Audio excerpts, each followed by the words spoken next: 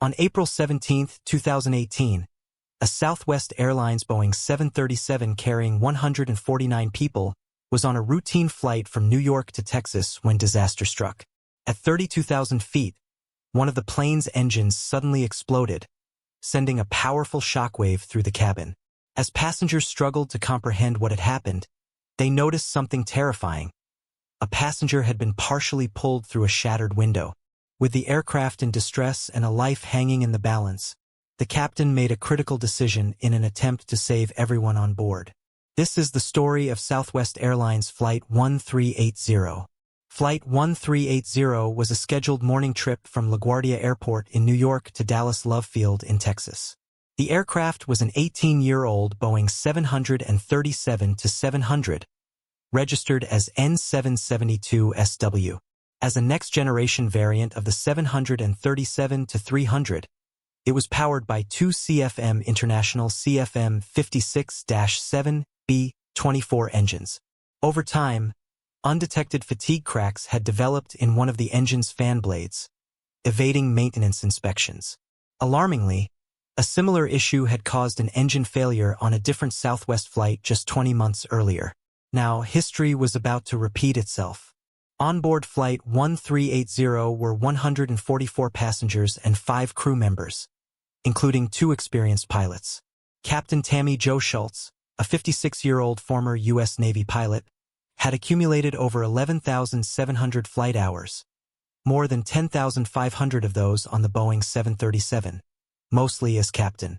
She was accompanied by First Officer Darren Lee Ellisor, a 44-year-old former U.S. Air Force pilot with around 9,500 flight hours, including nearly 7,000 on the 737.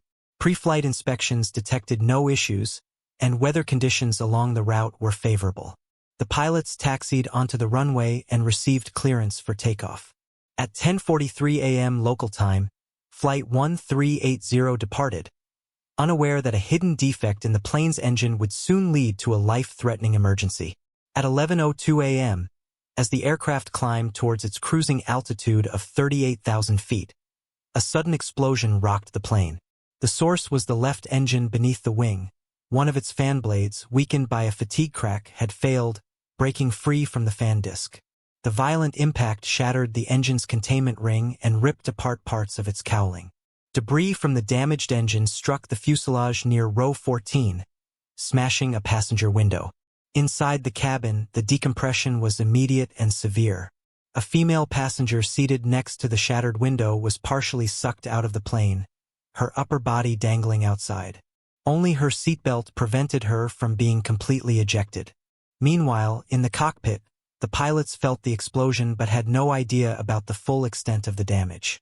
They struggled to control the aircraft as it banked left, accompanied by severe vibrations. Moments later, a warning alarm signaled a loss of cabin pressure, meaning the passengers were at risk of hypoxia due to the thin air at high altitude. First Officer Ellisor, who had been flying the plane, managed to level the aircraft. Both pilots quickly donned their oxygen masks. Air traffic control attempted to make contact but received no response due to the ongoing emergency. When Captain Schultz finally reached out, she reported an engine fire and initiated an emergency descent. The aircraft rapidly descended through 28,000 feet, but in the chaos, the flight crew failed to inform the cabin crew about the emergency landing.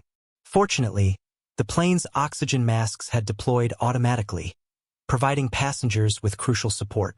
However, one passenger needed far more than an oxygen mask.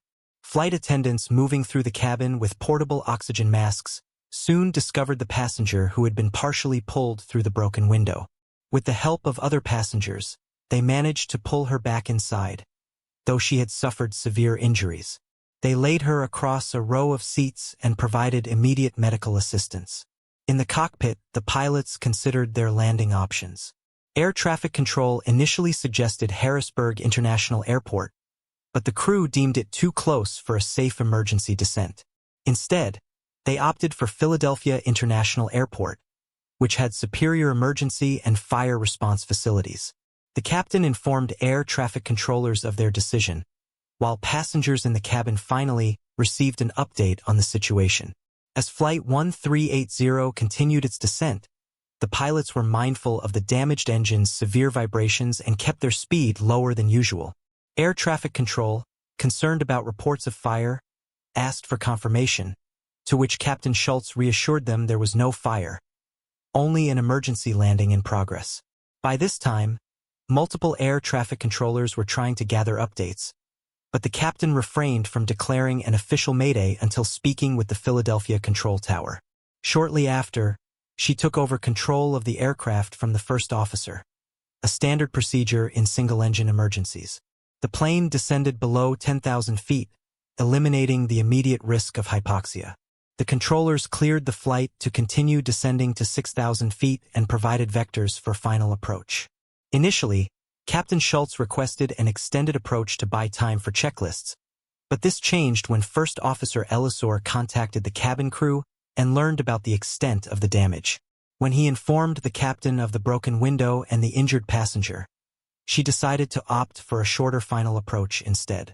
Approaching Philadelphia, the pilots faced a critical decision regarding their flap settings.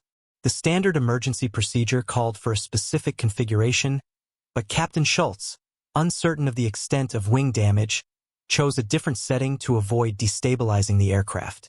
Her decision resulted in a descent speed of approximately 180 knots as the aircraft lined up with the runway.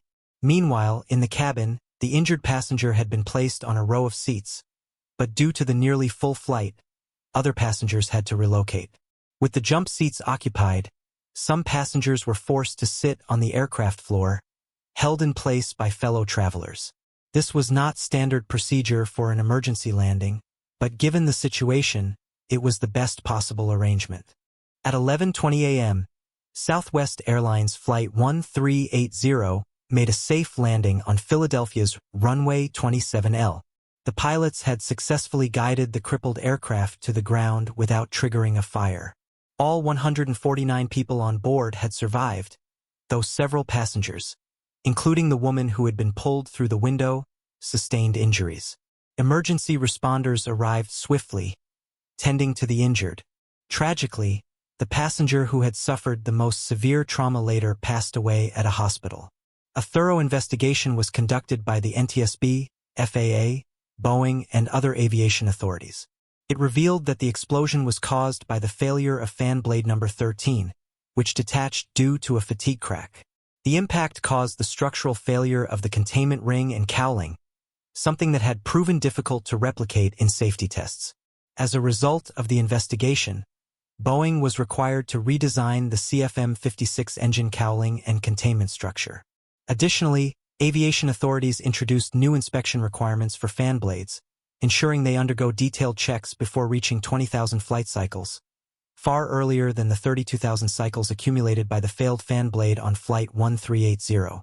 The report acknowledged that while skipping some checklists is not recommended, the pilots of Flight 1380 were justified in doing so given the urgency of the situation. The incident also led to reinforced safety protocols for cabin crews during emergency